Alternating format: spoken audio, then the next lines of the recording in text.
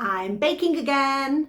Well, the reason I'm baking is because in my recent Morrison's box, I got a load of Bramley apples, and you can't really just chuck those in your lunchbox and have them to eat unless you are an absolute nutter and want something that makes your face look, because they can be so sour. So we've got these Bramley apples and I was thinking what to make, and I've made general apple cakes in the past, but I had a look online and I found a recipe for a Dorset apple cake. Now I've got to admit, as usual, I am editing this a little because we don't have any sultanas, which are part of the recipe. I don't even have any raisins or any currants or any dried fruit like that at all. So I'm basically just going to skip that bit altogether and make a basic apple cake using this recipe to be the base of the cake. So it is sort of a Dorset apple cake. So we will have to look and see. So let's get on with the cooking. As you can see, these apples are really quite big, and the recipe calls for 225 grams of Bramley apple peeled and cubed.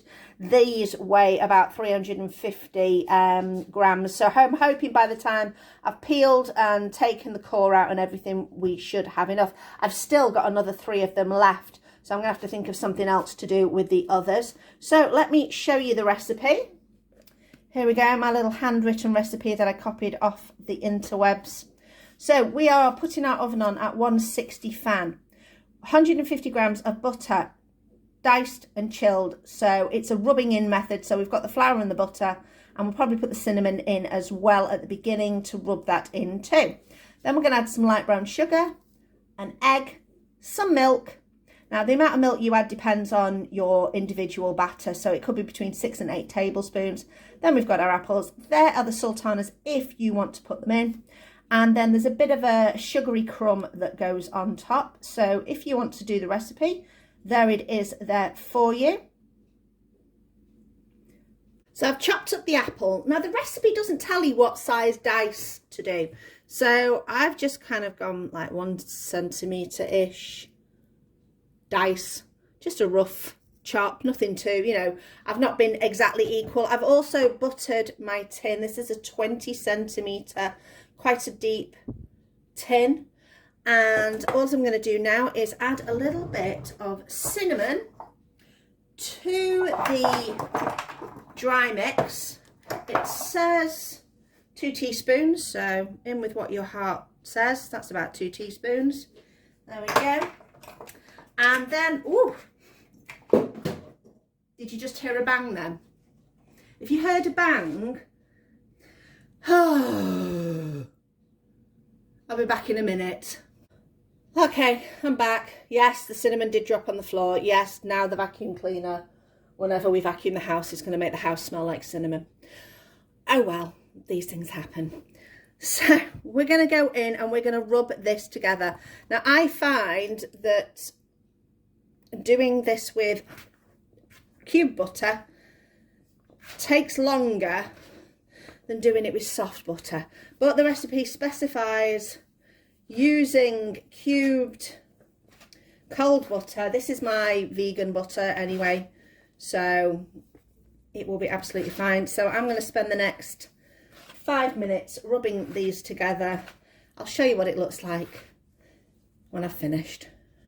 I've rubbed in the butter with the flour and the cinnamon, and it didn't take too long. It didn't feel like 5 minutes because I was busy, because I'm stood so I can look out the kitchen window, and we've got some birdseed out there at the moment, so I was watching this pigeon trying to attack the birdseed.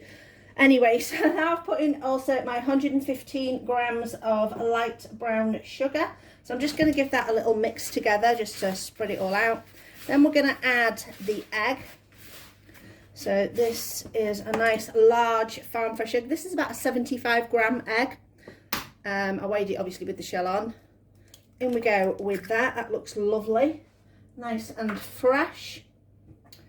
So I'm just going to give that a little mix through, and then we're going to add our milk. There we go. Right, so 6 to 8 tablespoons. Let's see how many it takes for us.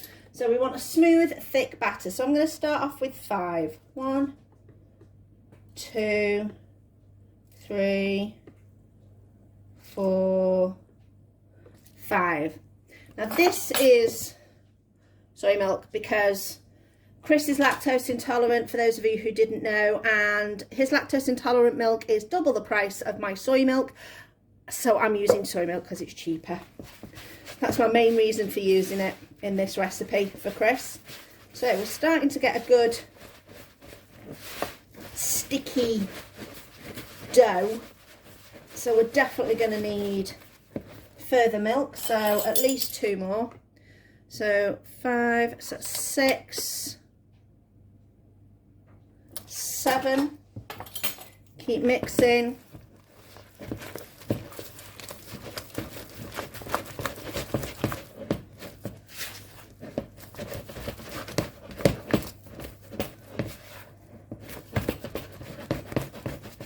Now I'm going for the last one. It's still quite thick. So for me that worked out the full 8. I mean, apparently it can depend on your individual flour. It can depend on the humidity in the air as to how much liquid it can take up. Right, so there we go. There is our thick batter. I'm now going to add all this lovely apple into that mixture. Work it in. This would be when you'd also add your sultanas if you wanted them. And I think we've got enough just with the apple. Let me know in the comments below, are the sultanas essential for a Dorset apple cake? Because I don't know, because I don't know what a traditional Dorset apple cake is. I've never had one. There we go. Although I did live in Dorset at one point. I lived in around Bournemouth and Poole. It was lovely around there. Only for a couple of years when I was young, much younger, primary school age. Right.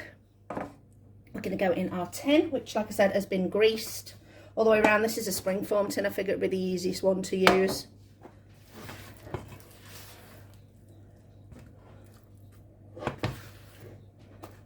Now, because this is quite a stiff mixture, you're going to need to level the top off, because I don't think it'll spread enough to self-level.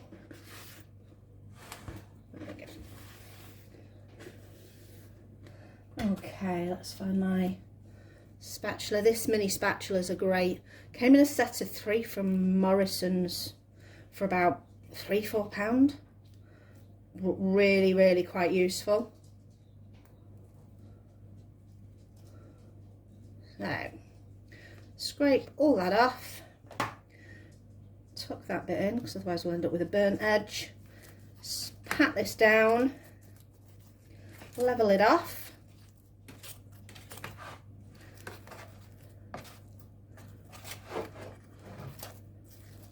So it's just a perfect little size to get in there.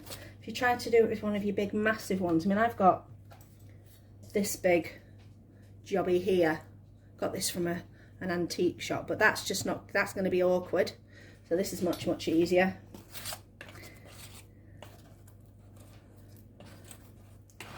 There we go. Now the optional extra is to sprinkle some sugar on the top, which I'm going to do because I think it'll just give it a nice crustiness to it. There we go. Smarty wants to go out, if you can hear him in the background. There we go. You'll have to wait a minute. Hold up, dude. Right, where have I put that sugar? So I'm just going to do a bit of a sprinkle on top, just to make it look pretty and give us that little bit of, like a slightly bruleed top, nice crispy top to it. And that's going in the oven at 160 fan, 180 normal for about 30 to 40 minutes. So the cake is out of the oven. I've just let it cool slightly. It took about 40 minutes. So I'm just going to run my knife round the edge. It should come away quite easily though with the butter that we put on there. So here we go. Give that a little wiggle. That looks really, really nice. Have a look there. Oh, still a little bit hot on the base. Smells really, really good. I will cut out a piece. Chris isn't here, but I'm going to go and take half of this to my dad. So I'll cut a bit out of Chris's side so you can see what it looks like. And the apple looks super, super soft. I bet this would be nice with custard. Oh, there we go. Tilt it slightly. Look at all that apple in there. I can't imagine where you'd fit the sultanas because it doesn't look like there'd be much space. There we go. That is that Dorset apple cake. I hope you enjoyed that recipe. Let me know in the comments below. Like I said, oh, just a minute, that bit's falling off. That might mean that that bit's mine. Oh, that apple's really nice. I do like Bromley apples. They've got that little bit of extra sharpness to them that just enhances the flavour. Anyway, thanks for watching, and I'll see you next time.